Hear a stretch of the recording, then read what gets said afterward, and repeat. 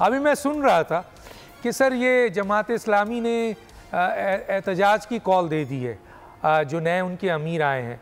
अब ये बताइए सर कि ये एहतजाज से इस मुल्क में जो आपके जो लोग हैं, जो इदारे हैं, जो हुकूमत है और जो अशराफिया है जो हुकूमत चला रही है, जहाँ जहाँ भी बैठी है, वो इन एहतजाज को लिफ्ट कराती है सर। वो तो आवाम के एहतजाज को लिफ्ट ही नहीं कराती।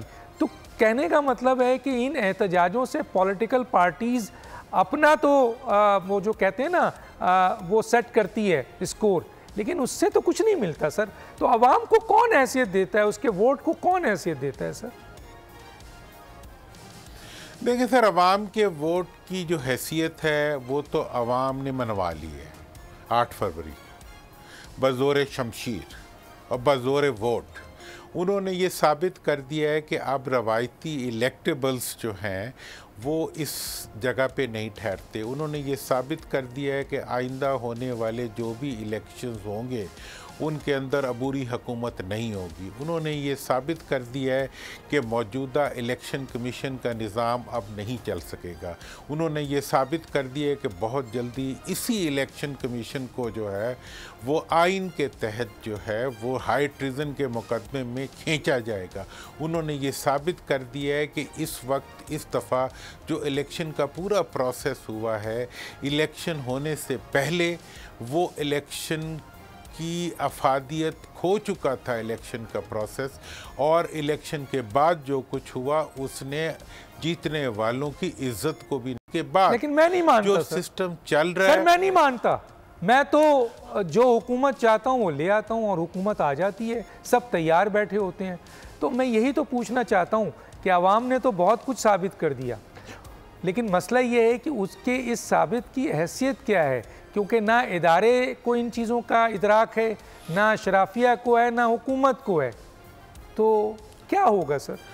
डॉक्टर साहब, मैं आपको एक हकीकत बताऊं कि जब अवाम किसी के पीछे से हट जाते हैं और शऊरी तौर पे किसी के ख़िलाफ़ खड़े हो जाते हैं, तो उसकी बाद कैफियत ये बनती है कि तमाम इदारे और तमाम कुव्वतें जो हैं वो आहिस्ता आहिस्ता उन लोगों की पुष्टपनाही से हट जाती हैं जो आवाम की नफ़रत का निशान बनते हैं, और आहिस्ता आहिस्ता जो है वो चीज़ें नज़र आ रही हैं। आज की डेट पे आप ये देखें कि ये जो हुकूमत का पूरा इदारा है वो एक पिघलते हुए बर्फ़ के ब्लॉक की में बदल चुका है।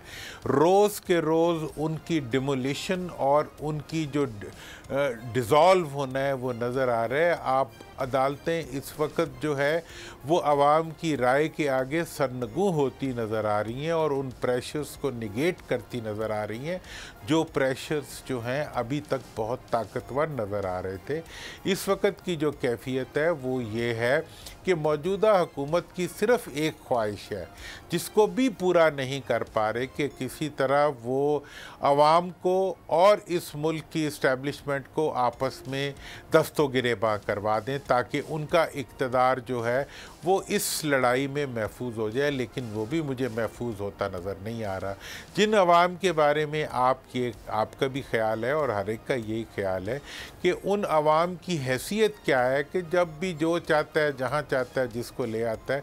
अगर आपने उन लोगों की जो इस वक्त इक़्तिदार में उनकी हालत देखनी है तो उनकी एक तस्वीर उतार के रोज़ देख लिया करें कि उनके चेहरे इस चीज़ की चुगली कर रहे हैं कि वो अपने आप से शर्मिंदा नजर आ रहे हैं। वो शर्मिंदा तो आप नहीं समझते है, हैं सर, खुदा के लिए सर ये लोग शर्मिंदा होंगे सर, खुदा के लिए सर, ये किस बात पे शर्मिंदा? मुझे तो सर पता था। अयाशी वो कर रहे हैं, प्रोटोकॉल वो ले रहे हैं, हुकूमत 17 आपके जो क्लेम करते हैं 17 सीटों की जमात हुकूमत कर रही है, 35 सीटों की जमात हुकूमत कर रही है, 2 सीटों की जमात हुकूमत कर रही है।